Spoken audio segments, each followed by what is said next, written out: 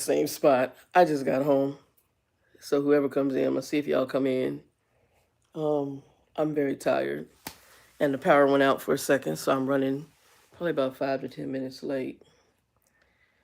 I had to find this other remote. I got 3 remotes for this Roku and I can't find the other one.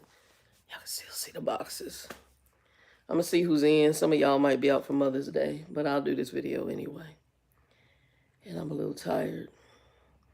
It looks like Monique, though. Reading? What is that?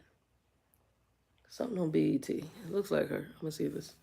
I don't know. I don't watch BET, so. Flatbed, what's up, baby? Where you at? You in Texas? Or are you on the East Coast? Anybody come in, don't forget to give us a thumbs up and a like and share it to whoever needs it. We're gonna have another deep conversation today. Oh, thank you. Look, I ain't comb it. I just put some oil in it. So I usually shave it because you see it's thin here. But I've been really extra lazy. I've been tired. So I haven't done any of that. You in Texas again? You know, it's funny. It's funny to me because in our youth we did all that perm and chemical to our head, which didn't make no dang sense. A lot of us, some of the kids stuff today that I don't like. I don't like the real nappy look. But a lot of stuff is that if we just use the right moisturizer for African American hair, we have a natural, some of it a natural kink. So this is just me using moisturizer. Like I just used like some wave pomade and a little moisturizer, and it just, I didn't even know I had a natural curl. I remember getting jerry curls and straight perms when my hair used to be long. Now I don't grow that long anymore, so it's just a little curly fro.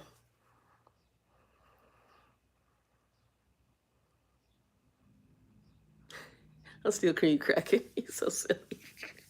Yeah, I did all the chemicals and stuff, and and I don't even know if that might be part of this. I guess on my when I went well, interesting that you should say that, Flatbed. Per Monty, Grumpy's mother, the slave that came over, I don't know if it's her grandfather or her father, but the slave that came over who got with the Native American over here was an Ethiopian slave. So supposedly that's where the family line is from on Monty's father's side.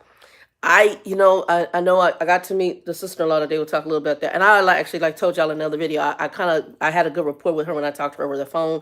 I did like her more than the original sister-in-law I met, or the other sister-in-law from the other brother. And it wasn't that and I can't say I hate, or I just could tell we weren't going to mesh. And it was very clear upon meeting her. She had a smart tongue. And so I also, you hit me the wrong way, and there's a whole, baby, there's a whole nother Shannon. And so, God has done a work, and I praise him for this, because I didn't want to go where I can go. I'm going to let this go a little bit, maybe about 5 minutes, and we'll talk about something, because I got some responses from the last video I did talking about abuses as children. I've gotten one phone call. Well, no, I've actually had several phone calls. Some of them are people who know me who hadn't seen the video because we've had discussions. And then others are people who saw the video, and then I had responses on here. So from the last video I did. So I'm going to get into that a little bit here. But I know that on my mother's side, they have hair loss issues. Now, my aunt has long hair. I think she had some thinning when she went through some stress in a divorce and started losing some hair. But my biological mother, she actually lost her hair. I think it's alopecia. But I also found out from Trucker Bill's daughter, who's a cosmetologist or beautician, that the hair loss also can be tied to high blood pressure. Rosemary oil, okay. I know it can be tied, and somebody else has another oil. They said it stinks. We met somebody at a Mexican restaurant who's a cosmetologist, and he said he had a lady who had thinning hair, and she used some, I don't want to say black seed oil. It was something that stank. He said it smells horrible, but she started using it, and her hair grew like hell. And I looked it up. It's somewhere in one of my wish lists. Yeah, apparently blood pressure can cause hair loss as well. So that's what she told me. And so I do have high blood pressure, and I'm on blood pressure medicine. But she says if you have like a natural high blood pressure issue, it can cause hair loss. I did not know that. So it could be a combination of all of the above. I just walked in the house. I am extra, extra tired. Um, we did drop off the remaining gift. Yeah, but I don't know. My mom never, she didn't take care of her hair very much. Like I said, my biological mother, I think she had a lot of self esteem issues. So she did. I remember her wearing wigs. She really didn't take care of her hair very much. I don't. She's different. The chick was just she different. And now that I'm older, this is not. I do to me what's neat. I normally shave it off. Linda called me bald headed one time, and she didn't realize she was doing it. She did it in a way, but it was she because I know that's black how black women think. They're like, oh, you ain't got no hair, you bald headed. You know, and for me, I wasn't offended. I'm like, okay, I don't have any hair, and I know that's how you look at it. But it gets me because if a guy's hair is thin like mine, he ain't bald headed. I'm like, it's just the double standards. It's like a man can be fat, but he's just a big man, and a woman is fat. I don't understand it, but it's okay. The way we justify things is hilarious. Anyway, I don't know if you have kids or if you have been a mother to kids. Happy Mother's Day to you coming up. Happy Mother's Day to you coming up. And I think you said you're in Texas and it's probably hot. But yeah, so the Ethiopian thing is part of my generational line. And it comes from my father's side, supposedly. I have not done the DNA test. That's what I was getting to. My sister-in-law, the one I said was white, she's been researching the family, and I know my brother Chris did it. We thought my mother's father was Native American, but my brother Chris, when they did his DNA, it don't have nothing about Native Americans. And my biological father, he said, I wonder if your grandfather was really Francis' daddy. Because he said, we all was pretty sure Mr. Lewis, my grandfather, was that had, Native American, and he's from Oklahoma. I don't know. We'll figure it out later. I have not done the DNA test. I didn't do it.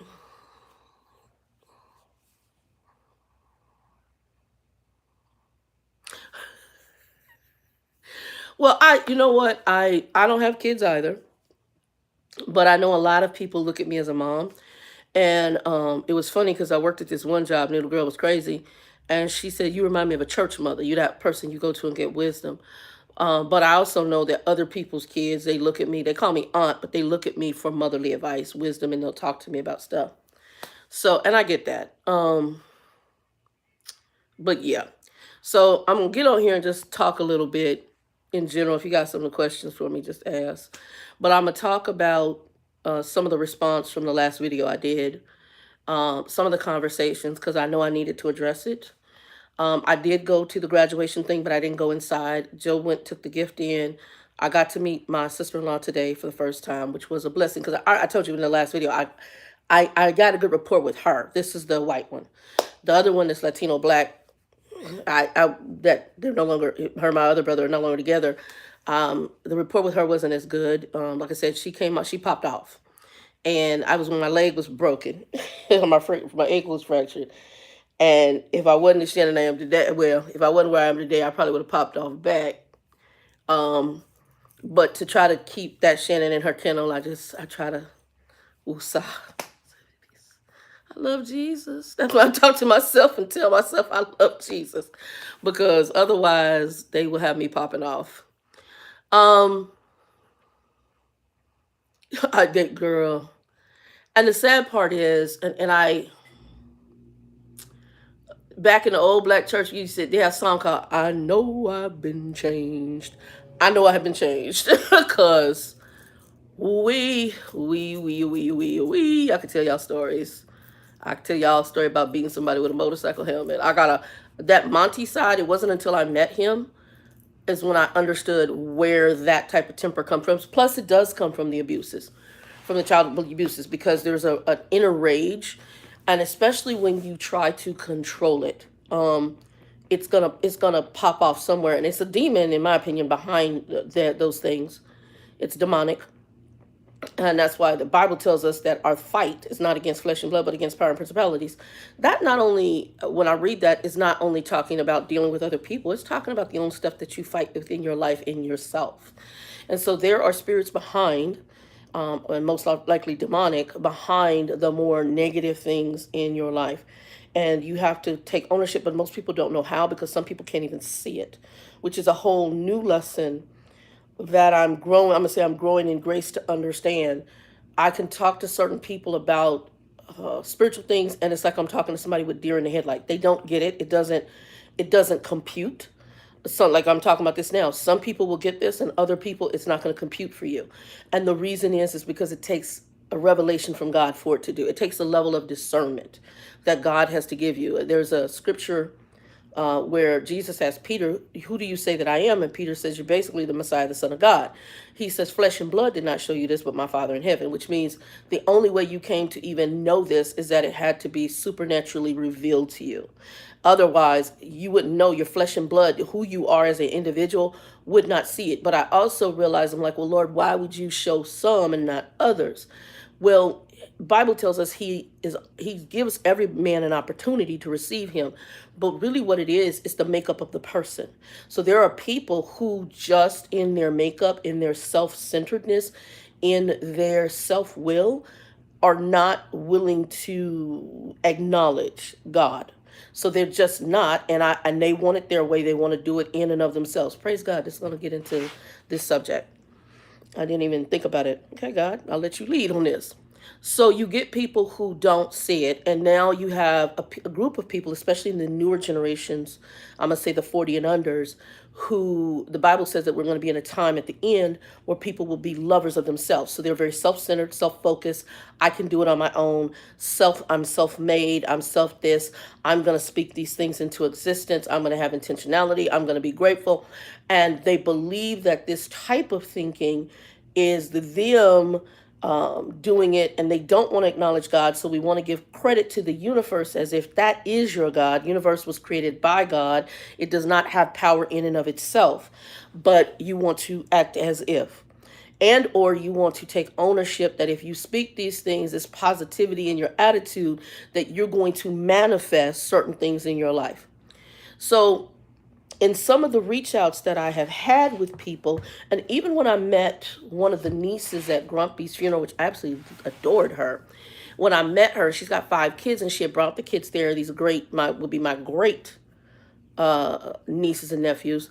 When she brought them there, and we were leaving out the church after meeting the extended family, and I just grabbed her hand because this is the one my brother who's in prison, his daughter, and I said to her, "You need to pray over them babies." And you need to what's the word I want to use, pray over the babies and make sure that you ask for the generational curse to be broken over the lives of these children. She said later on when I talked to her, "Oh yeah, I make sure that um, I'm doing everything so that this generational curse doesn't go down." You can't do that. You can't do that. And I want you to think of what she said. So recently I had a phone call from an individual who saw the video, and they were saying how they had dealt with a lot of depression and brokenness, and they are a molest incest victim as well. And they didn't know what it's about and some of how they were raised. And there was a lot of different things that happened in the dysfunctionality of their childhood. And they said, because I hadn't talked to them in a while, and I'd sent something, but I hadn't heard from them. And kind of look at them like a daughter. "Hey, PJ, what's up? How you doing?" "Good, tired. I just got in. We went to Longhorn Steakhouse." So jump in here, and I'm responding to some things from the last video and some people who reached out in some comments. So in the young lady, happy Mother's Day, PJ, if you're a mom, or even if you're not a mom, but you a mom in spirit, happy Mother's Day. And happy Mother's Day to whoever jumps in here and you're a mom or a mom in spirit. Happy Mother's Day. Perfectly, you might have been a decent mom, not like what I got. She crazy. So, she reached out to me and she said, I saw your video, one of the young ladies I know, and she says, "And I just want to thank you for being exposed." And she says, "And I needed it because I've been going through some things." Oh, thank you, PJ. Well, yeah, I got calls on that video from people. So yeah, I got calls and some comments. So I'm kind of addressing it now. But she said, I want to thank you for, I sat here for 2 hours and watched your video, and you haven't heard from me because I've been very depressed. I I've been dealing with this and I didn't know what I was dealing with. And also she's changing in she's in her late 30s, so she's getting ready to come into her 40s. And I'm gonna tell you, 40s is a very big time in life. It's that midlife stuff, and it's what I call the reflection in life period. If you hit your 40s, but a lot of times when you start reflecting and you start seeing some of the struggles and some things you may not know about yourself, if you have an ear to hear, that's a biblical saying, what the Spirit of the Lord is showing, He may be showing you things about your life. And if He's showing you, work with Him to get you deliverance. The problem is that, like I said, the 40 and under, there's your generation is a very self-centered, self-serving, and when I say self-love, even if you're not in love with yourself, you're so self-willed that would be considered self-love. Selfies, take a picture of myself, I'm beautiful. And you do these things even if you to try to boost your own view of yourself. It is a type of love. It's self-centered, self-focused, and therefore when it doesn't meet the need that you may have for yourself, you go into a depression, because I don't care how many selfies you take. And I don't care how much you can talk about the gratitude you have. I don't care about the intentionality you can have. I don't care that you're trying to speak the universe into existence or deal with these other gods and goddesses and all this other demonic madness. I'm just going to say this. Unless you're dealing with God and you're dealing with true deliverance and maybe even getting some good counseling, you got to be careful with them, because you get some counselors who are demonic, and get some good solid counseling. And I'm going to tell you to go to certain Christian counselors because they may have agendas. I'm going to tell you, the Bible says, basically, you got to try a spirit. You try to make that spirit match up to the word. Hey, Kathy, what's up? Hey, everybody. I like to hey, everybody. That southern thing. Hey, everybody. But you gotta be able to test it. And so when the young lady who called me, she said, I watched your video for 2 hours. You haven't heard from me because I've been really dealing with a lot of depression. And she's realizing that it stems from some of the childhood traumas. So she was a molest victim. Also, there were other dynamics. Her father was a drug addict, and then her mother died very young. And she also had a host of a plethora of her problems. And I've met her face to face. I know she has temper issues. I know there's other issues. And what we failed to see when we're coming from those, and I tried to mention it last time, is there are, a good word is residue. That's a good word. There's a residue that lingers into your adulthood from the things that happened in your childhood. And if you do not deal with the residue, it is going to have a massive impact on your life. You are wounded, and if you do not clean the wound will continue to impact you the rest of your days. And so you're going to have to deal with the wound. So she said, which I had told her because she's talking about moving to Texas, and I said, when you move and you get settled, get yourself a counselor. Now she's moved to, she's in the process of moving to, Memphis or something like that. I'm pretty sure when she told me, and it's funny because people, and because I'm Christian and I'm not in the life anymore, and if they're in the life, I guess they're trying to treat me in it like I'm dumb, because children, y'all don't call y'all children. Anybody 40 and under, y'all children to me. You think I'm naive. I'm not. I already knew some things. You hooking up. I already know you done hooked up with somebody. I lived a life. And I'm getting ready to be 55. I'm not dumb. And so I was like, did you move out to XYZ with this individual you told me you went on vacation with? Yeah, I'm saying, okay, then I already know what you're doing. Regardless, you need to deal with your stuff. And regardless, your eternity is between you and the Lord. I don't have any control of that. And not everybody is going to go into heaven. I already know that. So some of you live in here and you're going to choose what you choose because that's your journey. All I can do is pray that God will wake you up. But some people are not built to actually be shown truth because they are too caught up in their own stuff. So there are some people, like I said, God forbid, they're going to choose hell over heaven.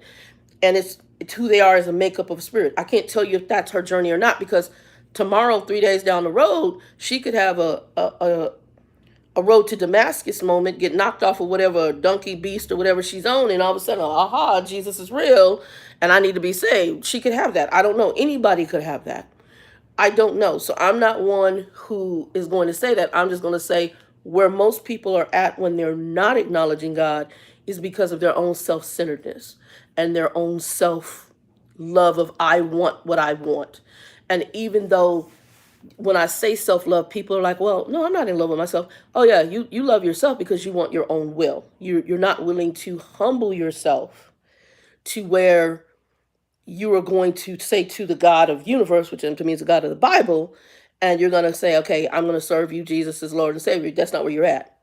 So in reaching out to me, she said, this helped me. I watched this for 2 hours straight. It really, because it was like over 2 hours of video from last week, and it really blessed me. But the thing she said is, I'm working on fixing myself.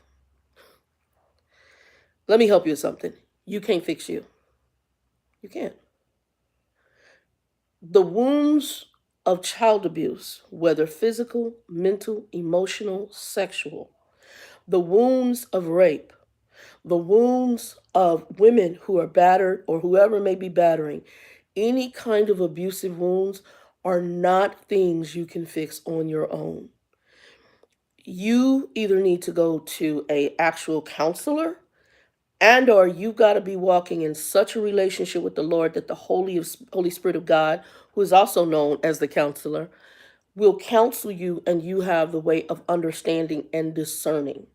If you do not have that, and you are what I call more of a secular person, then there are like going to a doctor for physical ailments. There are mental and emotional doctors that are out there that you need to, are counselors that you need to go see and talk about your stuff to get freedom.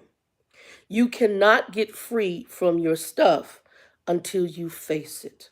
And I'm going to say that. You cannot get free from your stuff until you actually face it. And you of yourself cannot fix you. Broken can't fix itself. If it's, oh, it's okay. So you take, I'm just going to use clay. You take some clay, you drop it on the floor. If it's a pot, it shatters. It can't fix itself. It needs, praise God for this, it needs the potter to pick it back up. It might need to be ground back down to its original form, and then it may need some things added to it to rebuild it back up into something of value and of worth and of usefulness. I don't mean to be that mean. I'm just saying we all go through. And to get through healing and to get back to where we're supposed to function in, we need broken down to us our stuff. When I said at the age of 40 that I had this moment where everything came to, it was like I said, it was like God was playing a movie in front of me. It was like I sat there and I don't even know what happened. It was like my life, I went back to my childhood. That's why I went back to things that my biological mother said, and I'm like, because as a kid, it didn't click, my naivety. It didn't click that my biological mother was foul and was basically telling me to my face, I know these people are interested in you sexually, and blah, blah, blah, blah, blah. And if he does, it didn't click to me that this woman was that ratchet in her brain. And then to accuse her child, she didn't go, well, I think Tony's, oh, I think my daughter's having an affair with, a 9-year-old's having an affair with a grown man. That tells you how twisted and off the cap an individual can be. A precious moment, just like the movie Precious. And so you can't fix that. It really takes some either divine or mental or combination of someone coming in or you going to someone and getting assistance. It just is not something you can fix. Right now, you're just trying to navigate the waters of the crazy. I got these gnats, y'all. I can't stand them. Of the crazy that you're going through. You can't, you're not in and of yourself able to fix this. You just can't. There's no way for you to do it. And when my niece said to me, I'm trying to make sure that, I don't, I'm there. I will, that you can think you can break the generation. You can't do that, baby. You have to pray for divine intervention to break generational curses. Generational curses come through the family line. They're spiritual. They're horrible. Biblical story. King David, his son is Solomon. Solomon had a whole bunch of wives. He had a whole bunch going on, and he was just as warped as his daddy. The generational curse went through the line. It went from one father to the son. David had problems with women. It was his thing. And the son had problems with women. It went through the line. It's the generational curse. And if you understand spiritual things, when the enemy can get his foot in, especially if he gets it when you're young, he can rule in your life. That's why girls come out prostitutes and hookers and strippers and promiscuous and in alternate lifestyle and own drugs. And I'm not just saying girls, because guys can come out too. When you go through certain things and you can come out that stuff, you can't fix it.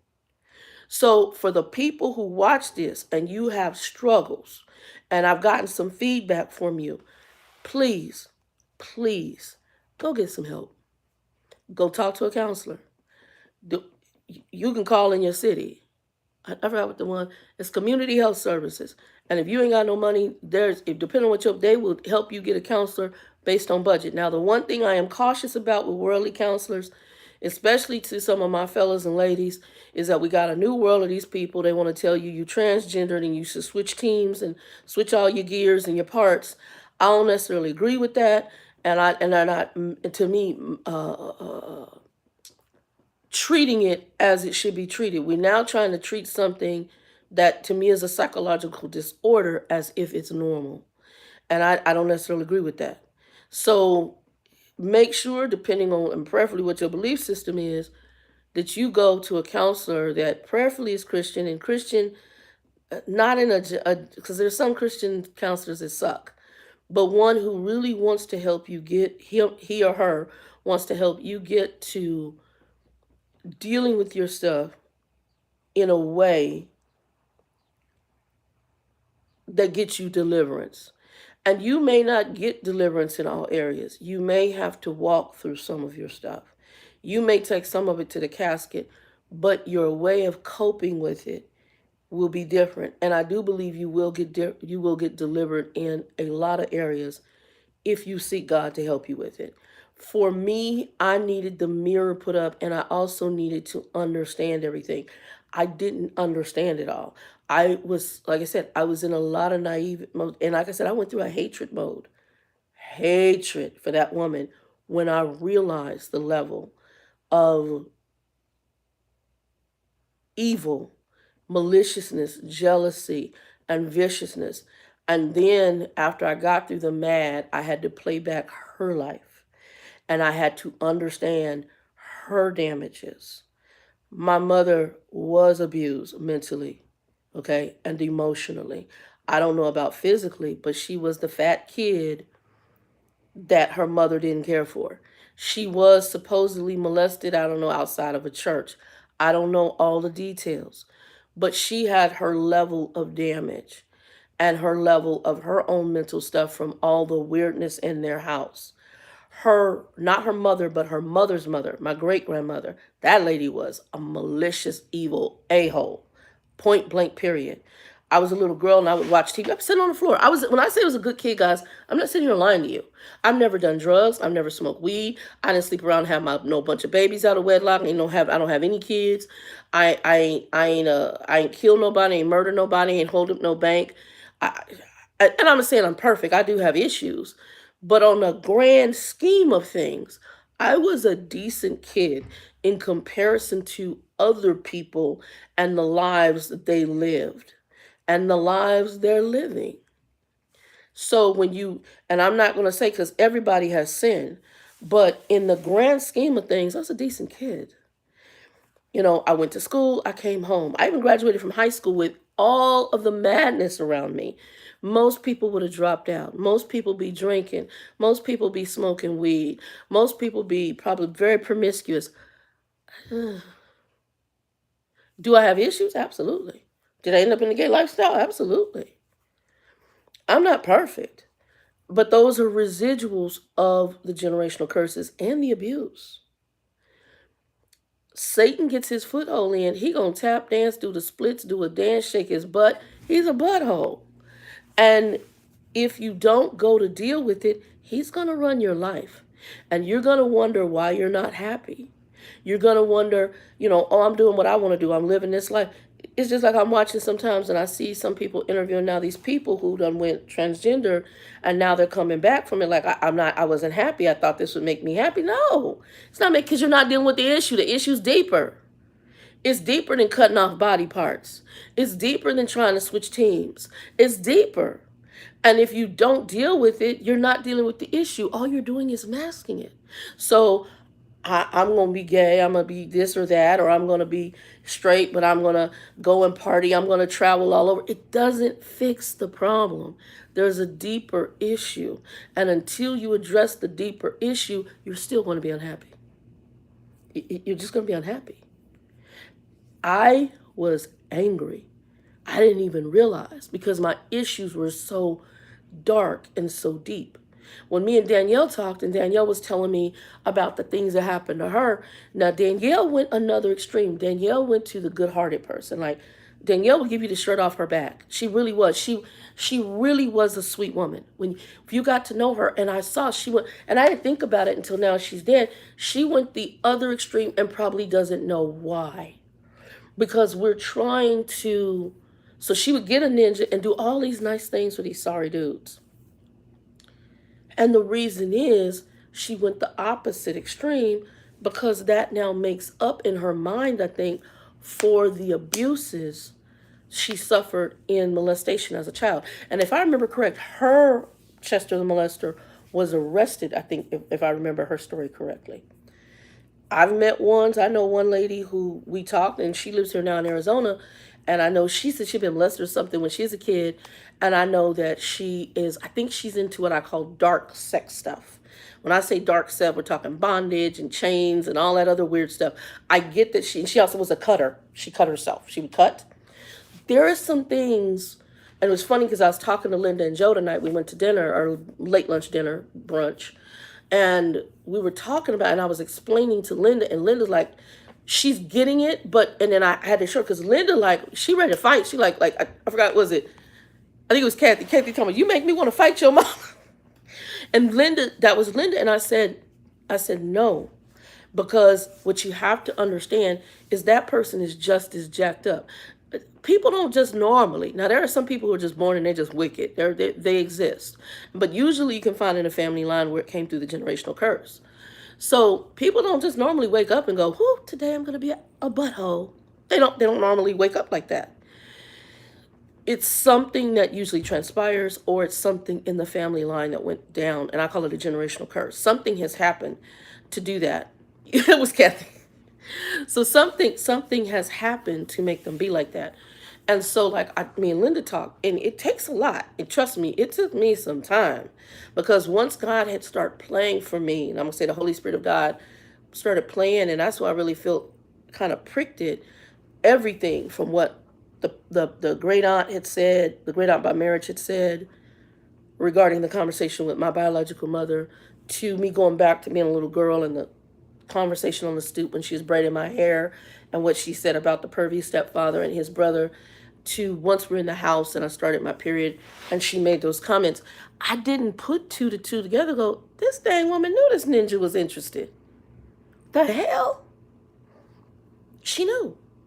So just like Precious's mother in the movie, that's why with Lynn Whitfield sitting at the table, I already knew. Lynn Whitfield knew her brother was a perv. Another quick story. When I was in my younger days, gay, happy, and free, and doing all the crazies, I had a cousin here, and she was going to ASU. We're going to the gay bars back then. We're going to stop and pick her up. I go into her dorm, and y'all, I don't even want no dude back then. I don't want to be either one now. I don't want to bother with nobody. I want a dog. I want a Cocker Spaniel. I went and saw my play niece and nephew dog. Anyway, so I walked into my cousin's dorm room, and this brother was laying across her twin, because the dorms, I don't know if y'all know, dorms are small. And his name was Michael. Y'all, let me tell you how good. Michael, look, I didn't even want a man. That ninja was fine. Look, I don't even look at dudes to that level, even now, like, okay, he's good look. No, no, no. Michael dripped of good looks. That ninja was, whoop, one of them. Just stop. You got to stop, freeze, hold. We would take him to gay female bars, and the gay chicks in the bar was checking Michael. I mean, Michael was just gorgeous. And I'm not talking about pretty. I'm talking about a handsome black man, just dripped of good looks. And so when I met him, we got really close. He said, Shannon, I want you to have kids for me. Not that we wanted to be. He was gay. He was to do the cup and the surrogate mom thing. That's what he wanted to do. I'm like, bruh. He's like, you would be a great mom, and we should have kids. We would have great kids. He was a sweetheart, and he's one of my little boys, one of my babies. He was so, and I met him, and the first time I met him, when I walked in, I said, I'll make y'all laugh. He laying across my cousin. They just in the dorm. It wasn't anything because she was gay too. And he's laying and chilling. So this is my friend Michael. Hey Michael, nice to meet you. Black guy. He's from Colorado. And I'm gonna say his dad was a pilot and his mama was a lawyer. We'll get into that in a minute. I can't give too many details because then y'all might be able to trace some more about them. But Michael was laying across the, he was going to ASU too. And he said, and we were supposed to all go out. And my cousin said, I got a friend, I want to bring in. I'm first time meeting him. And when he left, I said, where the hell you from? Because he just looked that good. And he was clean as a fish. And he's, oh, I'm from Colorado. I said, you are the finest black man I've seen in all my life. I just said it out loud. That's just how good looking he was. That's how good looking Michael was. He was just that attractive. We would walk around ASU and they would stop him and tell him they would pay for him to stay this summer to model. Just gorgeous. This man, he was half black and half Puerto Rican. Gorgeous. Michael and I got to be very close. And during the time he was here, his parents went through a divorce. He ended up going back to Colorado, and his mom, again, was a lawyer. So mom walked away with virtually a lot. Tell y'all a story. Remember I told you about, I know guys who've been raped and molested too. Michael would always talk about mama, talk about his sister, but he never talked about his dad. And I didn't understand that. And then when he told me his mom and dad were getting divorced, there was a depression. And then he had to go back to Colorado. And he got real sick when he was out here. I personally think Michael might have been HIV positive, because I actually helped him. I took care of him when he got really, really sick, because he didn't have any family here. And he was staying in the dorms. And he called me. He didn't have a car. I said, I'm coming to get you. And I ended up taking him to Tempe Emergency. He was, sick. He came to my apartment. I had a futon and I had a bed. I said, you can just sleep in my room. I let him sleep in my bed, and we changed his sheets. I never saw anybody break fevers like that. And I think I was in an apartment that had a washer and dryer. He'd have to change the sheets, put them back on there, and he'd lay down. And I can't remember how many days he went through this. He stayed with me like 3 or 4 days, just drenching wet. He called his mom, because I wasn't sure if they're going to have to call family. He was sick. And I slept on my futon, which was fine. I have a futon in the living room. And I pretty much, over the weekend, I helped him. And then I said, if you need anything. And by the time we got to about day 5 or 6, he was starting to bounce back. But I never seen nothing like that. Not that kind of sickness. I've seen flu, but it was beyond a flu. So I'm wondering. Michael called me after he got back to Colorado. And he said, I'm back home.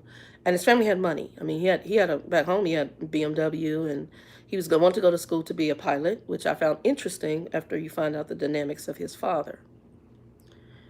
His mother had asked him about being gay, I guess, in his teen years. So Michael called me one day. He said, Shannon, I might come back into Phoenix. I don't know if I really want to stay here. I said, what's going on? He says, I think I need help. I said, what do you mean you think you need help? He said, I haven't shared this with a lot of people. I said, what's going on? He said, Shannon, my father used to rape me. He says, but then I began liking it. Now, I'm gonna say this because I know there'll be some pervy butthole who'll watch this video And you might think that way. But here's what happens, and this is demonic.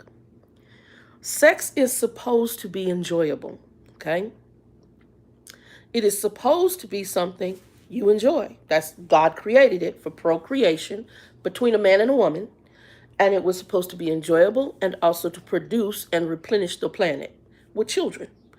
So you were supposed to enjoy being with your spouse as well as producing children, offspring.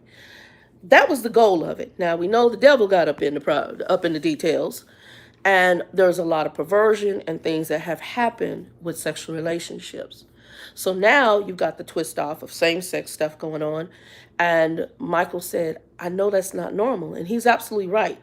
And now you're trying to wrap your head around what I'm feeling is not normal. This is not supposed to be this way, and I don't understand why. His father would take him to another friend's house, another man, and his father and this other man would have sex with Michael.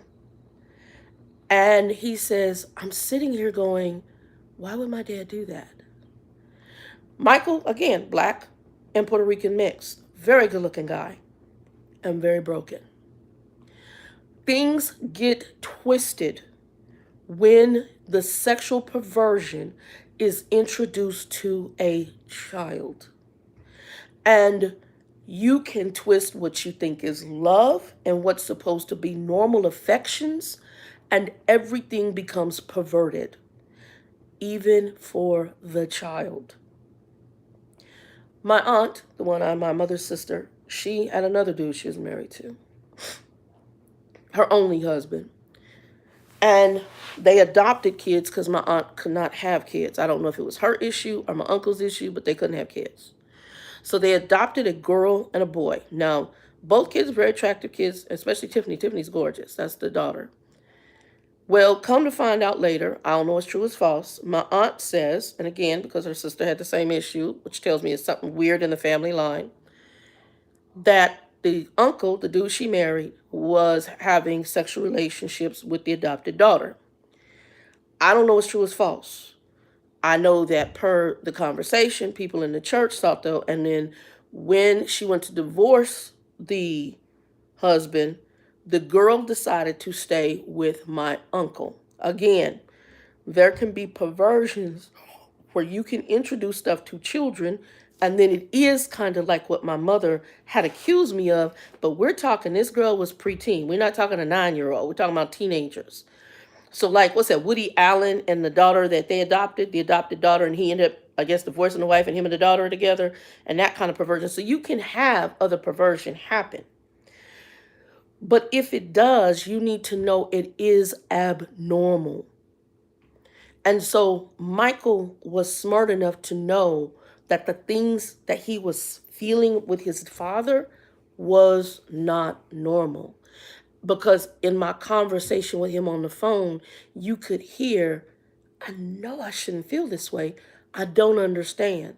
And I said, Michael, it is sex. You guys remember the movie Precious? And when Precious talked about the whole thing and it came up in the classroom, and she said something about it's just sex, because what she had to do in the rape was to understand anything in that madness, what is supposed to be when you have sex with somebody and it's supposed to be a making love situation, it is supposed to be enjoyable, and it should be something mutual agreed upon between two people.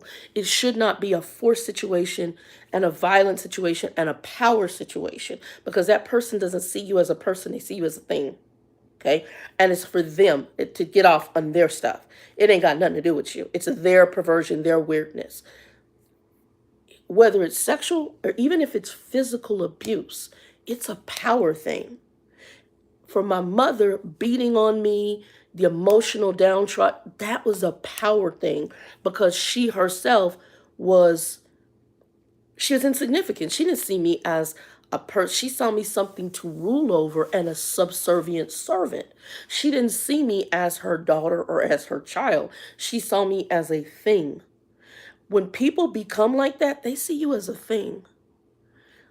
That's in wars. When they have wars and they make a person, hello, the Holocaust. The Holocaust is a perfect example. There's no way you can do that to people. You see them less than you. And when you make a person, that's why when we deal with racism, we're seen as less than. You're not like me. I'm human. I'm better than you. You're not like me. I'm better than you. That's how they see you.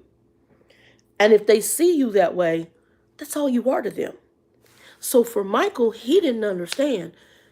He's absolutely right.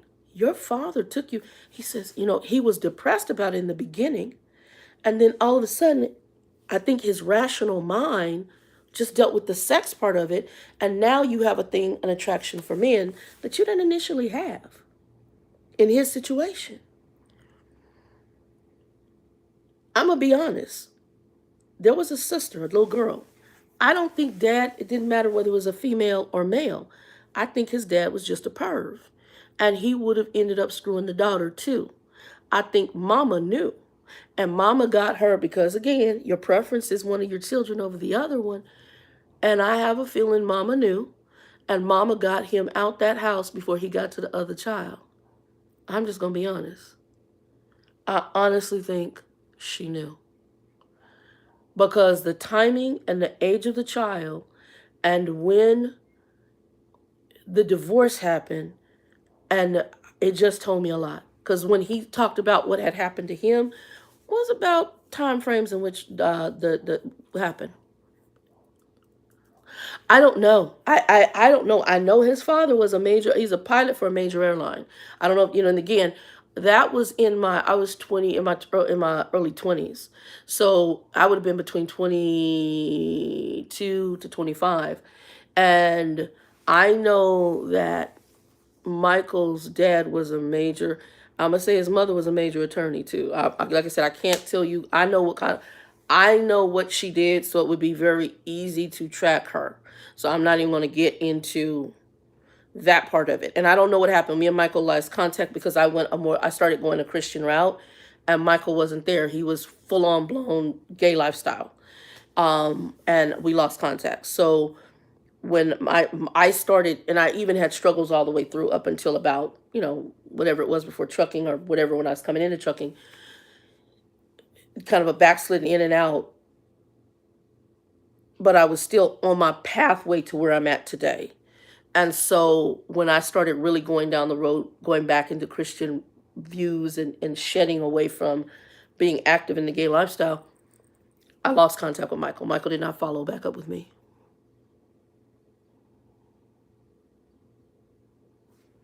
These all over the country. I don't know that I get, well, if he might have done it in conjunction with whoever this dude was, he was taking Michael to. I don't know. Again, his father was Puerto Rican, okay, and they had property in Puerto Rico because Michael, again, it was money. They both, it was they had money, and I know that he had invited me and my cousin to go if I were, whenever I wanted to, when we were hanging out. He said we should plan a trip to Puerto Rico. We can all stay at our house. So they had money. They were, like I said, when he came here to ASU, he left his BMW in freaking Colorado. So mama had a good job and daddy had a good job. So they were bringing in loot, and you had property in Puerto Rico. So am I shocked about this? No. It's like my brother's father. There was a girl working at one of the companies with the same last name as my brother. I wouldn't be shocked if it's a cousin or might even be a sister. And she reminded me of them. And so I think part of their family, I ain't saying nothing because I don't want nothing to do with none of them. And and I remember right in my class, and I don't know, when I watched her, everything said, like I said, the family, that my brother's family line, they're weird. That all of them are odd. I knew about the drug issue, but like I said, I really have a feeling there was a lot of stuff. They were, and I don't talk about it, but the stepfather, I remember my biological mother, my stepfather talking about how he grew up, and his father would tie them to a tree like slaves and beat them when he was disciplining them. So yeah, like I said, when I met his dad and his mom were weird. And there was just they were an odd family. And all of the kids got into drugs in some way. It started with, like, might be marijuana, but like the one that my brother has a middle name from, the one I saw today, that one was killed because he got drunk on the street coming from some liquor store. Another one that I have met, he was so high, I guess I heard he drowned in a pool. They're weird. I just, cray, cray, cray, cray. So when people talk to me and you say you want, I'm trying to fix, you can't fix yourself. You can't, because the road can be dark and dark. Michael can't fix that. And when he asked me, he said, Shannon, I need to talk to somebody. Absolutely. You need to talk to somebody. You just told me that your father was raping you, and then about the midway point, you don't understand why you started liking it. Your father forced sexual relations on you. He's introduced you to a perverse lifestyle. You're now wanting to date men because you don't understand why. Well, you were introduced to this as a child. And then you're wondering why you like the fact that your father and his friend are raping you. Baby, you're broken. You're broken. I know people who have residual fantasies about the Chester the molester, and they hated them. Because if the enemy can get his foothold in, he will twist and he will distort what is supposed to be normal. That's why we end up in gay lifestyles. And people can tell me, oh, I didn't grow up where I was abused. And okay, something in the family line. I'm going to tell you, it didn't just come out the wind. It didn't come out the wind. It came from somewhere. Monty's mother's side, they had sexual perversion all up in that line too. So I'm not shocked about the sexual addiction. There were drugs, there's mental health issues, there's criminal behavior, there's sexual issues. I got a bunch of gay folks on Monty's side too, girls and guys. We got Chesters on Monty's side.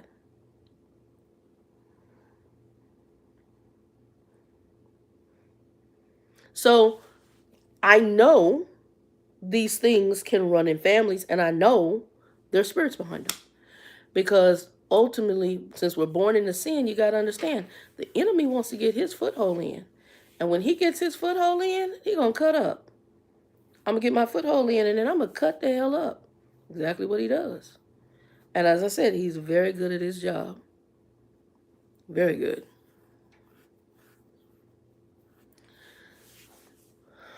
I didn't want this one to be that long because we're almost at an hour. But what I'm going to say to you guys, and for those who watch this, I know Mandisa made some statements, the young lady who watched, other people that have reached out to me. You can't fix yourself with these issues. Like I said, for me, I really believe God really dealt with me. One of the ladies that I was saying, the mother of the church, had told me I had childhood traumas where I could remember. She's an educator. Woman was a superintendent of schools here in Arizona. Very intelligent, mother of the church. Her brother was, I think, one of the first black professors at ASU. Okay. I teach the Bible study to her, and still today, they even was one of the women that helped when Monty passed, with me getting my hotel stay for free, her and her daughter, and gave some money to help me with the trip there. When she said to me, you don't remember these aspects of your life, and I said, no, she says you have some major childhood traumas. Childhood traumas help you to block out things that are so deep and dark that happen to you that you can't cope. And I don't know if that was the physical abuses from my mother. Hell, I don't know if there could have been another molested. I don't know. My Francis was so jacked up. I don't know. I know that there are pieces of my life as a child I do not remember. And I don't know if that's from physical beating. I don't know if that's emotional stuff. I don't know. I just don't remember it. And it's portions that for ages where it's normal for certain people, that for me it's not. So I didn't even realize that until she said that. And being an educator, people, it's like my aunt, who I told you, my favorite aunt, she's a school teacher, English is her thing. She could tell you if you're dyslexic or not by working with you. She didn't need to send you for no, she would be able to pick up. She was teaching women from Africa to speak English, and she said, I believe one of them is dyslexic. She picked that up. So she can pick certain things up. The same way my friend's father, Jane's father, who had been a social worker and had worked for Child Protective Services, with the couple interactions between me and my mother, was able to tell my mom was crazy and determine my character and say she's a good kid, but she's got issues going on and there's some deep things in Shannon's house. He wasn't in my house. He picked it up before Jane started telling him stuff, way before. Because there's a level of discernment and training that happen with certain people in those fields. So you, if you're trying to get your stuff together, I'm praying you get you a good Christian counselor. Because like I said, the world counselors, these fools will tell you everything. Oh, so you feel more like you're a boy than a girl? So I tell you what, you need to start taking some hormones, and we need to start transitioning you because you're transgendered, and you're gonna be happier as a girl or as a guy, whatever. And I've had guys who told me they were. I had another person that was on this channel who reached out to me a long time ago before I did this other video, and told me that their mother was a drug addict, and the mother would trade this young man for sex, and now he considers himself transgender and is changing from being a guy to a girl. Well, of course, you've been treated like you were a chick all your frickin' life by these pervy men who raped you, who were giving your mom's drugs to rape you. Of course you're broken, baby. Of course you don't know who the hell you are. Get yourself some counselors and know the Lord. And I ain't talking about people who are going to beat you down, but will love you in the Lord and will help you go through a healing process, because that is what it is.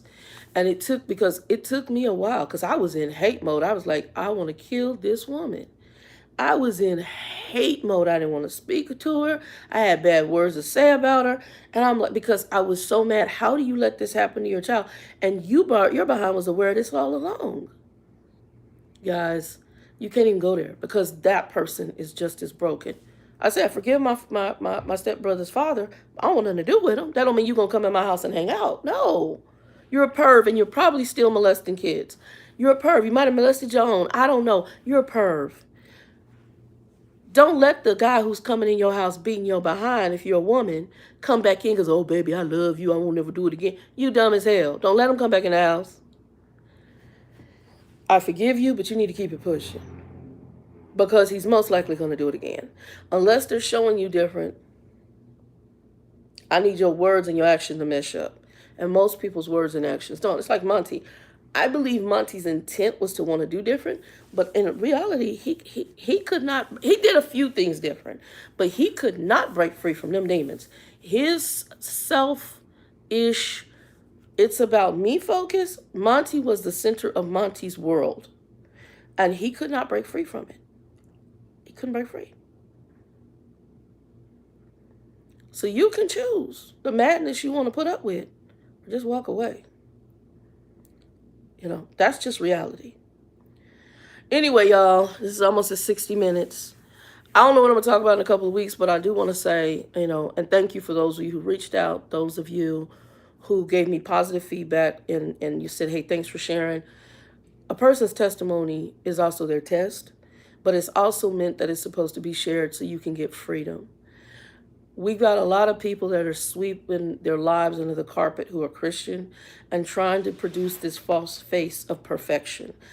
They're not perfect. They're not. Point blank period. You're just not. And you can sit here and try to act as if you're perfect. I'm going to tell you, I already know you're not. And most people are looking for freedom. So if you need freedom, get your freedom. And freedom, it comes at a cost, and sometimes it means being exposed.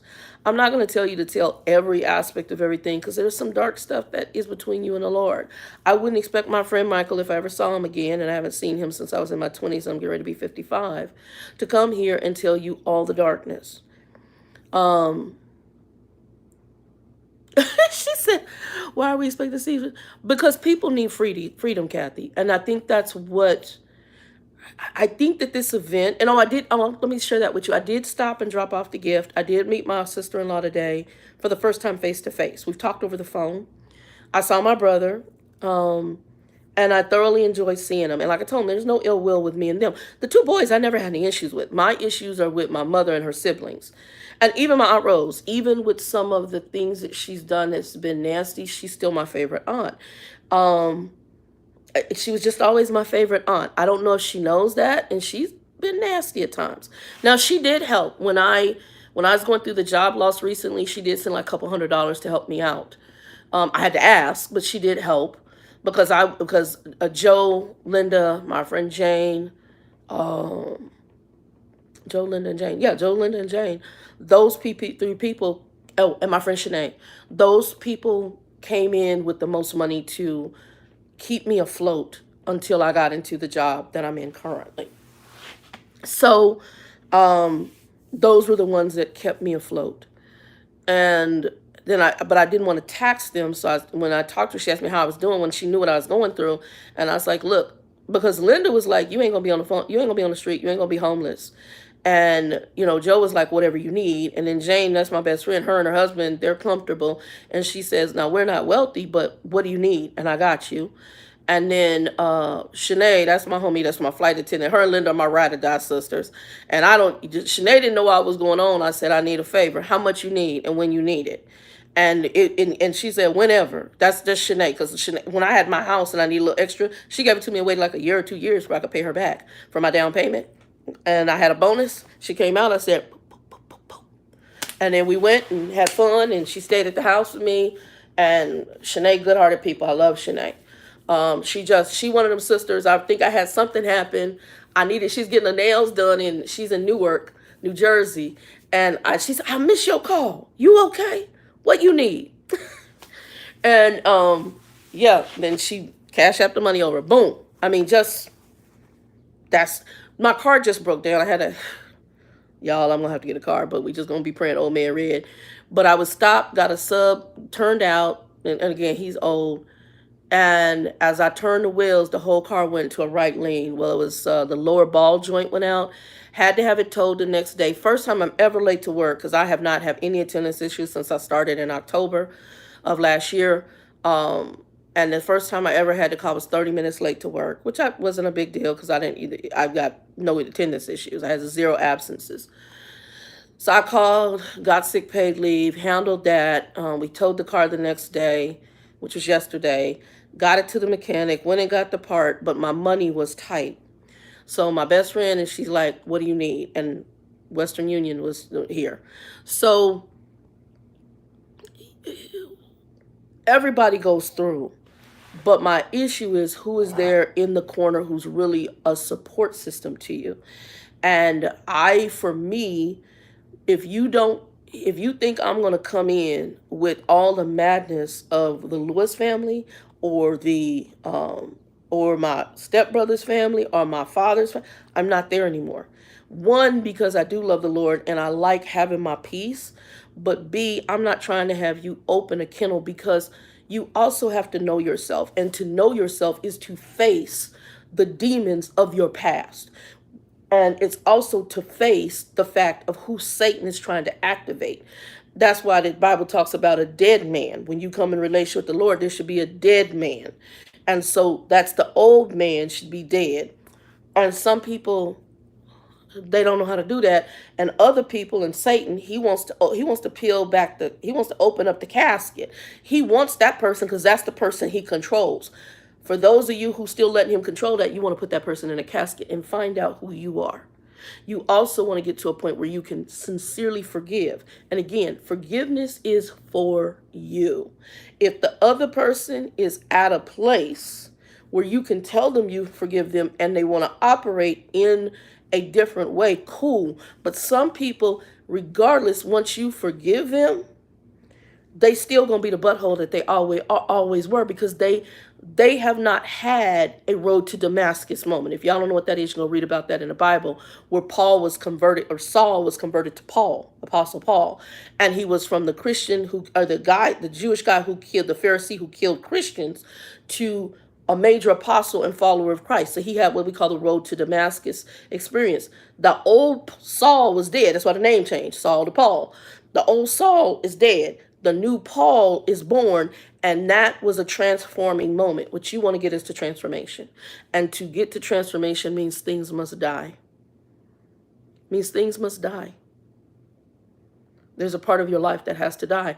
And hopefully, and that part is the old stuff, and a new man must rise to the surface. So you can't do that on your own. That's divine intervention. And that intervention in some people, if you're not Christian, is going to be somewhat what I call professional intervention. That'll be worldly secular assistance that may help you, but you want a true areas of deliverance. That's when you start working with Jesus and the Bible and the Holy Spirit of God.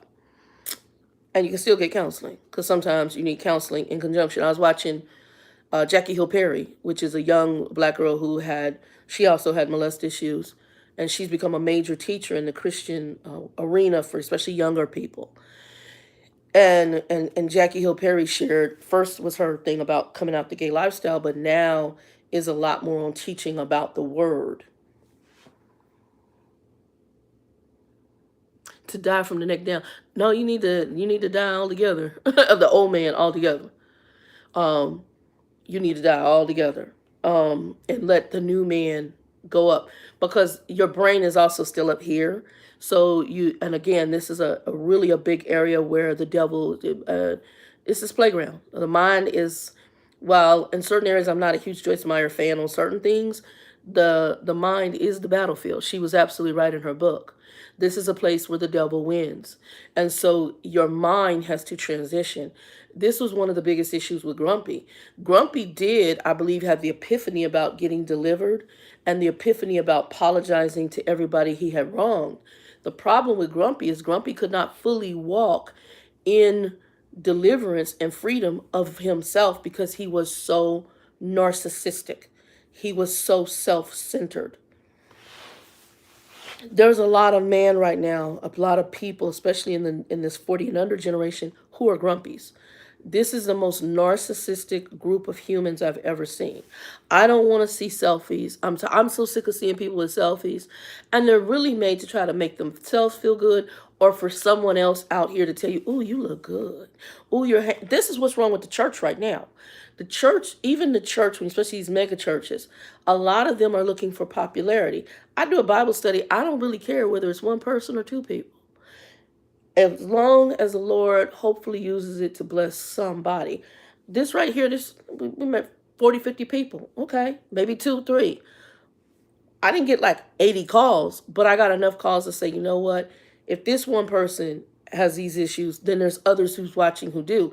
And Lord, help whoever, help them. So for you guys, I just know where you need to get freedom. And in that conversation I had with this young lady when she called me, well, you can't fix you, baby. You can't fix the madness you came from. Now, what you can do is seek assistance on how to work through the residue that was left on you from the madness. And you can get that washed and cleaned. And we can also deal with the wound, because the wound is still not healed. Matter of fact, you've just been band-aiding it. And if you put a band-aid on a wound that's not cleaned out, you get gangrene and infection. It doesn't heal, it festers, and it becomes worse. And you lose parts of yourself, because usually gangrene sets in and you have to cut stuff off. So instead of losing parts of yourself, deal with the issues, get it cleaned out so that you are functional as God had prayerfully intended you to be. Point blank, period. You can't fix you. You can't break generational curses. You have to seek God on breaking generational curses. Now, I'm going to tell you, the world doesn't understand generational curses. That's a Christian thing. The world will help you through the molest a little bit. It'll give you some maybe tools to try to deal. But you want deliverance for some of the stuff, and you want healing for some of the stuff. If not, if God can do all of it, it just depends on what he decides to deal with through his Holy Spirit and dealing with your issues. Then you got to seek him, and you got to seek his face on it. But when you seek him, you also want to be able to take action. Monty said, oh, forgive me, I did this, this, and this. Monty could not get out of Monty's way. The demons were too big. Reason he died. I don't want to take my medicine. I ain't happy. Because it ain't my way. Okay.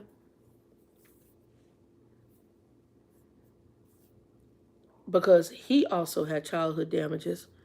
And I don't think he knew that they had impacted him the way they did. Again, I can't I can't tell you whether it's true or false, but based on putting just two and two together to equal four, I believe my grandmother gave my father away to his father and got rid of him because she was trying to keep the ninja she was with. And that leaves a huge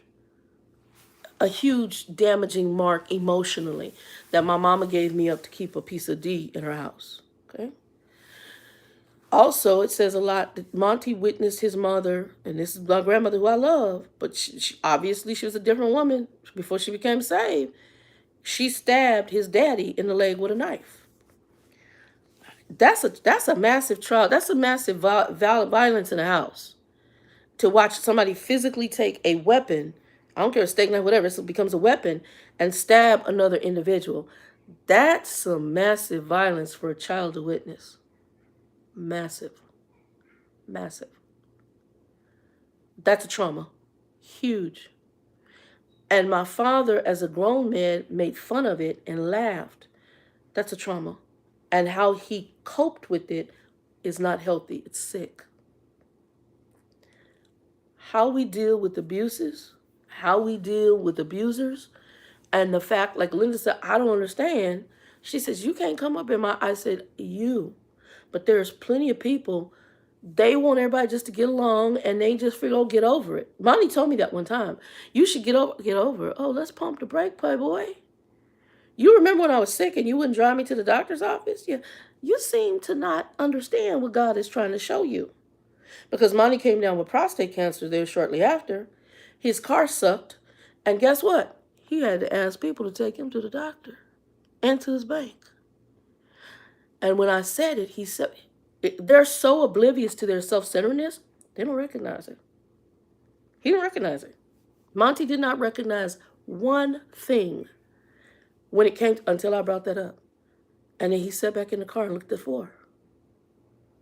He didn't recognize it. Same way he sat up in the house of my aunt and uncle because he was so self-centered. And she's trying to be out of love. Oh, I'm going to make this. I don't like chicken breasts.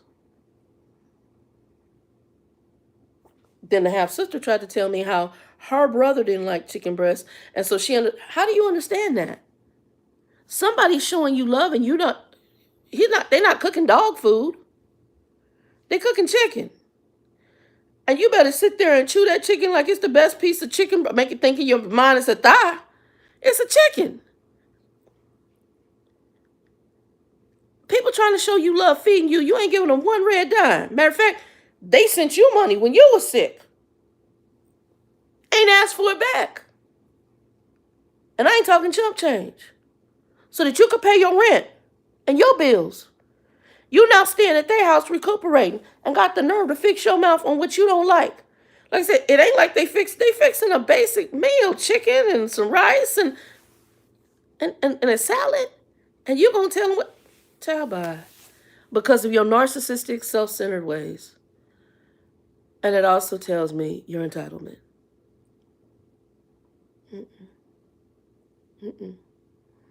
People will justify their madness. We all do it. I mean, we all do it in some way. But for abusers and people who victimize people, they'll justify it or lie about it. Well, they lied about it, a lot of stuff. She makes it seem like the boys said that she raised both my brothers. Child, bye. You didn't come in until after they were potty trained. They could take care of themselves. I raised them boys. You didn't raise them, I did. Okay. Okay. It's okay, though. And like I said, I pray people get it right. We just need to look through different glasses. Couple of weeks, I don't know what I'll put out, but I did want to respond, and I just want to share because when I got that call and I went back and read some of the comments in here, do what you need to do to get your healing and hopefully get your deliverance. You can't fix you. So go and get the professional help you need and or seek some time with the Lord if you're Christian and or ask the Lord to open up to where you get counseling and seek the Lord. One of the things I was watching, and it's weird that it came on about the time frame I shared this, was, and I like Jackie Hill, she was saying on and Trinity broadcast, I'm so, but she was saying that, her counselor could tell her, therapist could tell her a lot of stuff, but at the end of the day, for her to get her healing, she had to go to Daddy God. To get her deliverance and how to learn how to cope and to deal, she had to go to God. And she's a molest victim too. Because they can lead you down the path, they can show you some things, but a lot more of your healing and deliverance is going to come from a spiritual relationship with the Lord. Point blank, period. Can't go past it. Anyway, y'all, pray for me. They just did another layoff at my company. I was not part of that layoff. Praise God. Old Man Red is running, but the transmission, y'all be praying for that. I got the ball thing running. I'm just hoping he lasts for about a year until I can replace it or the Lord sends me the right kind of money to replace him. So y'all just be praying for me. I had to go out there and put some transmission because I was praying the other night coming home because he was having a hard time being in gears. And then when I went to check transmission fluid, it was that much on the stick. And I think there's a transmission fluid leak, but I don't want to put a lot of money into the car because I only paid $500 for it. Just the fix yesterday was $180 plus around 70 some dollars for the ballpoint thing. So just around 200 and some dollars. Anyway, God is good. Money came in to handle that. I had enough money for the part. Just needed extra for the repair because this is rent month at the beginning of the month. And I don't want a car loan. I got to finish chapter 7, so I don't want to get into a car loan. But yeah. Anyway, y'all, for those of you who are moms, have a happy Mother's Day. I'm going to go ahead and end this. Anybody have questions, comments, put them below. Please give us a like, thumbs up. If you have any other questions or things you want me to talk about, go ahead and throw that on here. Again, everything went well. I did meet my sister-in-law. I gave my brother a hug, and then me and Joe bounced. And we met Linda, and we went to Longhorn Steakhouse and just chilled.